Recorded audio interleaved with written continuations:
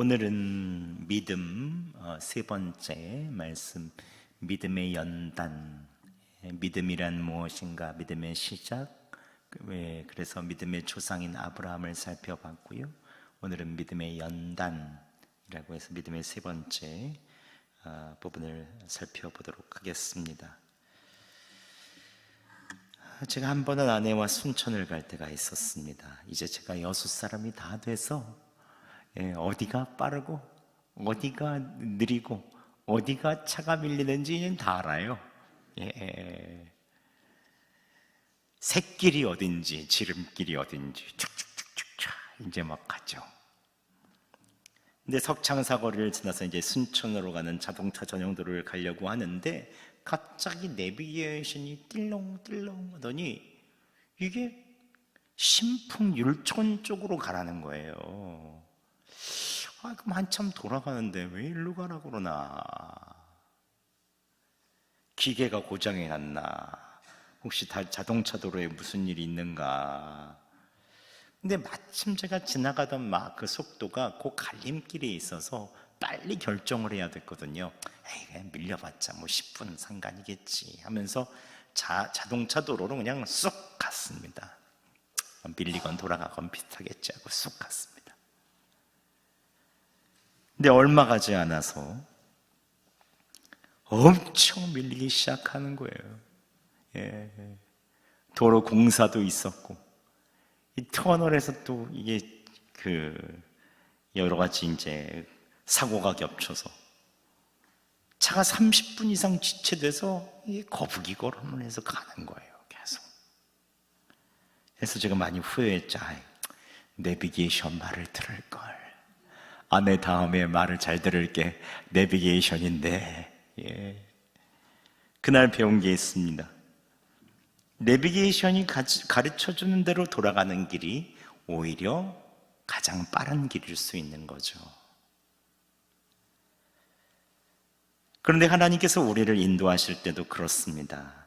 평소에는 우리를 빠른 길로 인도하시고 이해할 수 있는 방법들을 제시해 주시죠. 그럼 그냥 따르면 되죠. 그럼 형통합니다. 모든 것이 잘 됩니다. 가족들도 평안합니다. 그런데 하지만 믿음의 연단을 받는 딱 때가 되면 시간이 많이 걸려요. 가는 길이 험할 때가 있습니다. 기도했는데 오히려 일이 더 꼬입니다. 순종했는데 고난이 올 때가 있습니다. 그럴 때마다 우리는 이렇게 생각하기가 쉽죠. 하나님 왜 그러세요 도대체? 기도하고 말씀에 순종했으면 좀 달라져야 되는데 왜 그런 것입니까? 왜 이렇게 오래 기다려야 되죠? 근데 우리가 그 길 끝을 가보면 그제서야 깨닫게 되죠. 이 길이 제일 빠른 길이었구나. 즉 준비하신 하나님의 은혜, 여호와 이레의 그 은혜를 하나님께서 주신 그 길 끝에서 우리는 비로소 알게 되는 것이죠. 지난주 말씀을 통해서 아브라함이 믿음의 시작을 한 것을 살펴보았습니다. 75세 고향 친척 아버지 집을 떠나서 아무 기반이 없는 땅에 순종으로 도착했죠. 약속만 믿고 가물을 만나 애굽에 가기도 하고 거기서 실수하여 아내를 뺏기기도 하고, 하지만 하나님께서 그 모든 여정을 통해 믿음의 조상으로 성장하게 하시죠. 모든 사람이 바벨탑을 쌓으며 경쟁하고 하나님보다 높아지려고 하는 그 세상 속에서 그 한 사람을 세워서 주님이 믿음의 조상으로 만드시죠. 그 과정을 통해 하나님께서는 아브라함의 믿음이 시작에서 멈추지 않도록 이 연단이라는 과정을 허락하십니다. 그래서 믿음의 시작은 순종으로 열리지만 진짜 믿음은, 즉 믿음의 완성은 사랑하는 것을 내려놓는 연단의 과정에서 또 완성이 되게 되죠. 오늘 성경 본문에는 1절부터 연단이 시작됩니다. 함께 1절 말씀 저희가 봉독하겠습니다. 시작. 그 일 후에 하나님이 아브라함을 시험하시려고 그를 부르시되 아브라함아 하시니 그가 이르되 내가 여기 있나이다. 아멘. 하나님께서는 시험하시려고 그를 부르셨다고 오늘 말씀하십니다. 그래서 시험하다라는 말은 히브리어로 나사라는 말인데, 이 말은 유혹해서 넘어뜨리려고 하는 시험이 아니라 감추어진 좋은 것을 드러내고 모든 것이 순수하게 정금과 같이 만들 때 이 시험하다, 테스트, 이 히브리어로 나사라는 말을 사용합니다. 즉 하나님께서 아브라함에게 시험을 주시는 이유는 유혹해서 넘어지게 하시려고 하시는 것이 아니라 그 속에 있는 순수한 믿음, 정금과 같은 믿음을 꺼내어서 빛나게 하시려고 그 모든 시험을 주신다는 것이죠. 그런데 그 믿음의 연단, 시험의 내용이 일반 윤리와 상식으로 이해할 만한 것이 아닙니다. 하나님께서 2절에 이렇게 말씀하시죠. 여호와께서 이르시되 내 아들 내 사랑하는 독자 이삭을 데리고 모리아 땅으로 가서 내가 내게 일러준 한 산 거기서 그를 번제로 드리라. 이게 이해가 됩니까? 이 말씀은 너무 충격적이죠.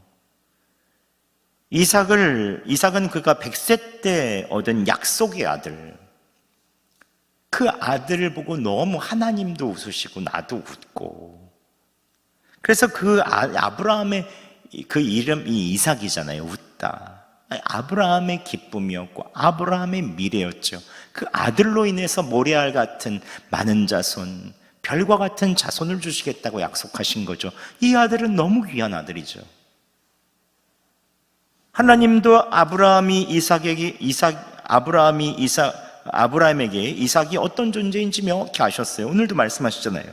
여호와께 이르시되 내 아들 내 사랑하는 독자,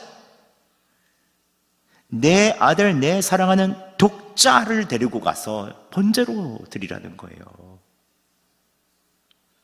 하나님께서 아브라함이 그토록 사랑하시는 줄 알면서 그를 번제로 드리라는 거죠. 번제는 무엇입니까? 짐승의 가죽을 벗기는 거예요. 그리고 내장과 그리고 거기에 있는 그 다른 것들을, 부산물들을 씻어서 같이 살과 내장들을 같이 태워서 드리는 거거든요. 그런데 사랑하는 아들 독자를 죽여서 번제로 드리라니요. 그 밤에 아브라함의 마음이 어떻겠습니까? 밤새도록 잠도 못 잤겠죠. 뜬 눈으로 세웠을 것입니다. 정말입니까? 주님 소나 양 아닙니까? 정말로 저 이삭입니까? 기도하면 기도할수록 더 선명히 들려오는 음성에 어찌할 바를 몰랐을 것입니다. 여러분, 믿음은 가장 사랑하는 것을 내려놓아야 할 때 비로소 드러나는 것입니다. 다음날 아브라함은 어떻게 합니까? 함께 3절 말씀 저희가 봉독하겠습니다. 시작. 아브라함이 아침에 일찍이 일어나 나귀의 안장을 지우고 두 종과 그의 아들 이삭을 데리고 번제에 쓸 나무를 쪼개어 가지고 떠나 하나님이 자기에게 일러주신 곳으로 가더니. 아멘. 뭐 다른 말 없어요. 아브라함은 다음날 아침 일찍 일어나서 길을 떠납니다. 순종했다는 거죠. 하나님께 항변하지 않았습니다. 이유를 묻지도 않았습니다. 변명하지 않았습니다. 심지어 아내 사라에게도 말하지 않았습니다. 나귀의 번제에 쓸 나무를 쪼개어 싣고 두 종들과 아들의 손목을 잡고 모리아 산으로 묵묵히 순종하며 믿음의 길로 나아가는 거예요. 모리아 산까지 그 사흘간의 여정이 얼마나 길었을까요? 매 걸음이 너무 무거웠겠죠. 옆에서 천진난만하게 걷고 있는 아들을 볼 때마다 심장이 찢어지는 것 같았을 것입니다. 아브라함은 멀리 모리아산을 보니 종들에게 이렇게 말하죠. 5절 하반절에 이렇게 말합니다. 내가 아이와 함께 저기 가서 예배하고 우리가 너희에게로 돌아오리라. 여기서 주목해 봐야 될 단어가 있습니다. 우리가 너희에게로 돌아오리라. 우리가 돌아오겠다는 거예요. 아브라함만 돌아오겠다고 얘기하지 않습니다. 이 말은 아브라함이 이삭을 죽이고 모른 척하고 돌아오려고 종들에게 둘러던 이야기가 아닙니다. 여기에 아브라함의 믿음의 고백이 담겨 있습니다. 히브리서 11장에는 당시 아브라함의 믿음이 어땠는지를 말해주고 있어요. 히브리서 11장 19절 말씀 상반절 함께 봉독해 보겠습니다. 시작. 그가 하나님이 능히 이삭을 죽은 자 가운데서 다시 살리실 줄로 생각한지라. 아멘. 즉 아브라함은 이삭을 번제로 바치더라도 하나님께서 다시 살리실 것이라고 믿었던 것입니다. 어떻게 그런 믿음이 가능했을까요? 아브라함은 이렇게 생각했을 것입니다. 하나님께서 반드시 저 아들을 통해서 큰 민족을 이루시겠다고 약속하셨다. 그 약속은 반드시 하나님의 약속은 이루어진다. 그렇다면 내가 이삭을 죽이더라도 하나님께서 다시 살리실 것이다. 이런 마음이 그 안에 있었던 거죠. 여러분, 시험이 올 때마다, 연단의 과정이 올 때마다 우리가 서야 하는 가장 중요한 자리는 어디입니까? 바로 아브라함이 서 있던 그 믿음의 자리죠. 결과는 어떻게 될지 몰라요. 그런데 신실하고 선하신 하나님을 믿는 그 자리, 하나님을 신뢰하는 자리, 하나님께서 어떤 방법을 쓰시든지 반드시 일하시고 살리실 것을 믿는 그 자리에 우리가 서야 합니다. 여러분, 믿음의 자리에 서시기 바랍니다. 그때 이삭은 아버지 아브라함에게 묻죠. 7절에 이렇게 얘기해요. 불과 나무는 있는데 번제할 어린 양은 어디 있습니까? 그때 아브라함은 믿음으로 답하죠. 함께 8절 상반절 말씀 봉독하겠습니다. 시작. 아브라함이 이르되 내 아들아, 번제할 어린 양은 하나님이 자기를 위하여 친히 준비하시리라. 아멘. 이 고백은 아브라함이 아들의 질문에 대한 대답을 회피하려고 하는 말이 아니에요. 하나님을 신뢰하는 믿음의 언어입니다. 하나님이 친히 준비하시리라. 이 한 문장 안에 아브라함의 모든 믿음이 담겨 있죠. 보이지 않지만 하나님은 일하고 계시다는 믿음, 이해되지 않지만 하나님의 선하심을 믿는 믿음, 앞이 캄캄하지만 하나님께서 이미 그 길에 준비하고 계시다는 믿음, 이 믿음으로 나아가는 그 말이 여기 안에 들어있는 거죠. 하나님이 친히 준비하시리라. 결국 아브라함은 그곳에 제단을 쌓고 이삭을 결박하여 제단 나무 위에 놓습니다. 제단을 쌓고 그 위에 얹어 놓는 거죠. 손을 내밀어 칼을 잡고 그 아들을 찌르려고 하죠. 예전에도 제가 이 말씀 전한 적이 있잖아요. 아브라함이 10대 후반 청소년이죠. 그 100세 아버지 손 못 잡겠습니까? 근데 뭔가 이상하게 이삭은 아무런 미동도 하지 않아요. 아버지가 결박하는 그대로 그 자리에 머물러 있습니다. 손을 내밀어 칼을 잡고 그 아들을 찌르려고 할 때도 가만히 있습니다. 그때 하늘에서 급하게 하나님이 아브라함을 부르시죠. 아브라함아, 아브라함아. 그리고 이렇게 말씀하십니다. 12절에 사자가 이르시되 그 아이에게 내 손을 대지 말라. 그에게 아무 일도 하지 말라. 내가 내 아들 내 독자라도 내게 아끼지 아니하였으니 내가 이제야 네가 하나님 경외하는 줄 아노라. 연단을 지나간 것이죠. 시험에 통과한 것입니다. 또한 하나님께서 숲을 속에 한 순양을 예비하셨죠. 이들이 도착하기도 전에 이미 준비하신 거예요. 아브라함은 그 양을 대신 드리고 그곳 이름을 여호와 이레, 여호와께서 준비하신다라고 부릅니다. 오늘날 하나님께서는 우리의 믿음을 연단하실 때가 있죠. 이러한 연단은 멀리 있지 않아요. 우리의 가정, 우리의 일터, 우리의 삶의 자리에서 이런 연단들이 매년마다 밀려 들어오죠. 결혼한 부부에게는 가정이 믿음의 학교가 될 때가 많죠. 20년에서 30년 가까이 서로 다른 집에서 살아온 두 사람이 한 집에 살면서 이제 성격도 맞춰야 되고 생각도 맞춰야 되고 생활 습관도 맞춰야 되고 말투 모든 것을 맞춰가야 됩니다. 연애 결혼이라도 해보면 원이라도 없겠지. 아니 중매 결혼해서 이렇게 살려고 하면 답답할 때가 한두 번이 아니죠.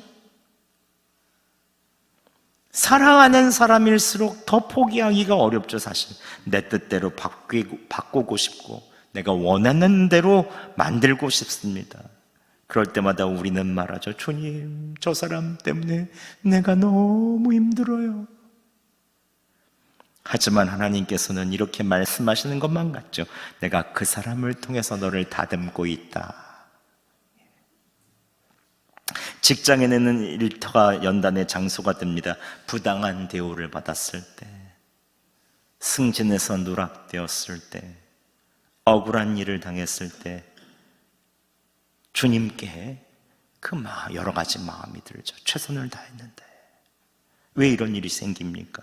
그러나 하나님께서는 그 과정을 통해서 우리의 교만함을 내려놓게 하시고 진정한 겸손이 무엇인지를 배우게 하여 주시죠. 청년들에게는 진로와 미래가 연단의 자리가 됩니다. 원하는 대학에 떨어졌을 때, 취업이 안 될 때, 꿈꾸던 것이 무너졌을 때. 그러나 하나님께서는 우리의 계획보다 더 좋은 계획을 준비하고 계십니다. 노년의 성도들에게도 마찬가지로 건강과 상실의 아픔이 항상 연단의 과정이 됩니다. 눈도 아프고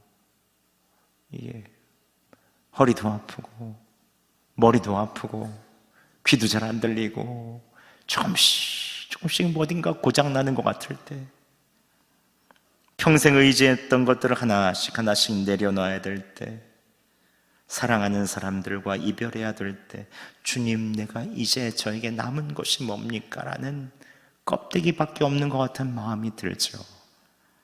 그러나 하나님께서는 그 모든 것을 통해 영원한 것을 바라보게 하여 주십니다. 여러분이 사랑하는 이삭은 무엇입니까? 여러분이 아끼는 것, 놓고 싶지 않은 것은 무엇입니까? 그런데 여러분 생각해 보시죠. 아브라함에게 이삭은 하나님의 선물이었습니다. 그런데 어느새 그 선물이 하나님 자리를 대신하고 있었다는 것을 우리는 명심해야 됩니다. 이삭 때문에, 하나님 때문에 웃고 하나님 때문에 기뻐했던 이 아브라함이 어느새부터 이삭 때문에 웃고 이삭 때문에 울고 이삭 때문에 속상해하고 이삭 때문에 기뻐하고 이삭이 삶의 중심이 되어버렸죠. 내 삶의 중심이 되어버린 이삭은 무엇입니까? 나의 건강, 나의 일터, 나의 있는 자녀, 여러 가지들이, 직장의 커리어, 사랑하는 사람들. 여러분, 그것 없어도 여러분 행복할 수 있겠습니까? 진정한 믿음은 연단을 통해서 하나님보다 사랑하는 것을 포기할 수 있을 때 완성되는 것입니다. 하나님께서 우리 가장 사랑하는 것을 내려놓으려고 하시는 그때 우리의 진짜 믿음이 드러나죠.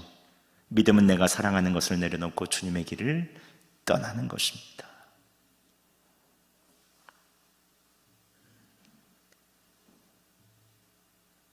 하지만 여기서 오해하지 말아야 될 것이 있죠.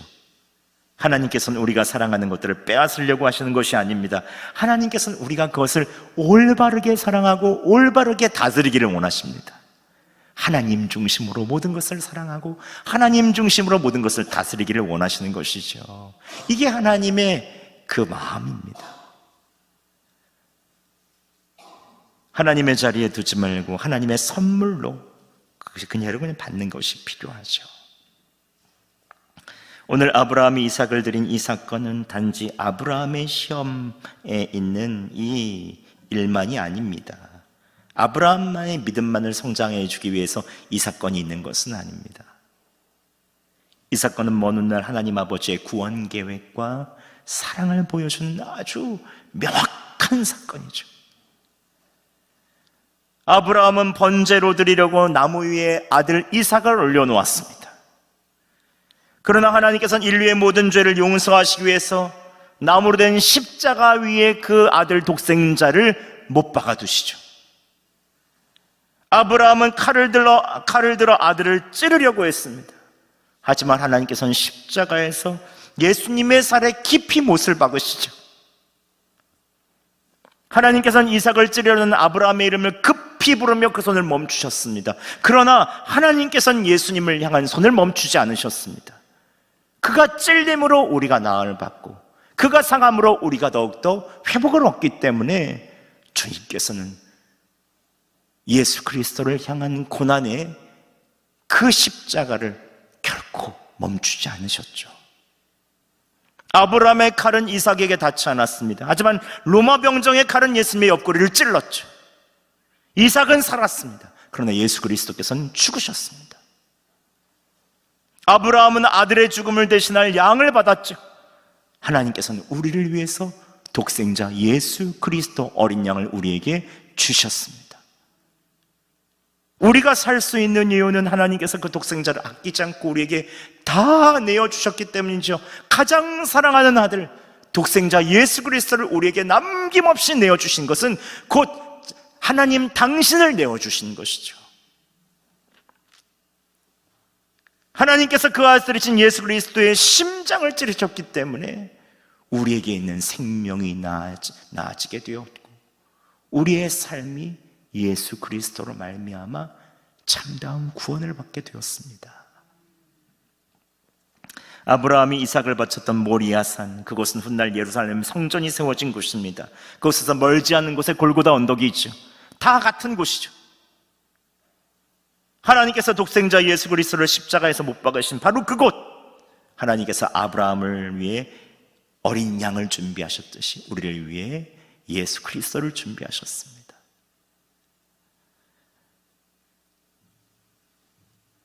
여호와 이레, 하나님께서 준비하신다. 하나님께서 우리의 구원을 준비하셨음을 믿으시기 바랍니다. 영생을 준비하셨음을 온몸으로 받아들이시기 바랍니다. 하나님께서 당신 자신을 준비하셔서 우리에게 다 아낌없이 주셨습니다. 이것만큼 큰 축복이 어디 있습니까? 믿음은 내가 사랑하는 것들을 내려놓고 예수님 당신을 얻는 것입니다. 예수님을 바라보시기 바랍니다. 십자가를 바라보시기 바랍니다. 그때 비로소 우리는 사랑하는 것들을 내려놓을 수가 있죠. 하나님께서 나를 위해 가장 사랑하시는 예수 그리스도를 내려놓으셨다는 것을 우리는 십자가를 통해서 볼 수 있기 때문에 우리는 십자가에 계신 예수님을 바라볼 때 우리에 있는 사랑하는 것을 내려놓을 수 있습니다. 그때부터 우리 안에 있는 모든 것은 질서가 맞춰지죠. 말씀을 맺겠습니다. 이 가운데 연단의 시간 속에 계시는 분이 계십니까? 그러나 꼭 기억하시기 바랍니다. 그 길 끝에는 준비하시는 여호와 이레에 하나님이 반드시 계십니다. 가장 좋은 것을 여러분에게 선물로 허락하여 주실 것입니다. 또 믿음의 연단은 하나님의 사랑을 증명하는 자리입니다. 우리는 매일마다 모리아산으로 나가야 합니다. 모리아산으로. 내가 사랑하는 것들을 내려놓고 주님을 바라볼 때 주님은 우리에게 가장 귀하신 분 예수 그리스도를 매일마다 우리에게 선물로 허락하여 주실 것입니다. 그리고 무엇보다 하나님께서 당신 자신을 주시는 그 은혜, 예수님 한 분으로 충분하죠. 오늘도 이 수요기도에 나오신 여러분들 예수 그리스도 한 분으로 충분함을 고백하며 모리아산에 나아가 믿음으로 또 승리하시기를 예수 그리스도의 이름으로 축원합니다.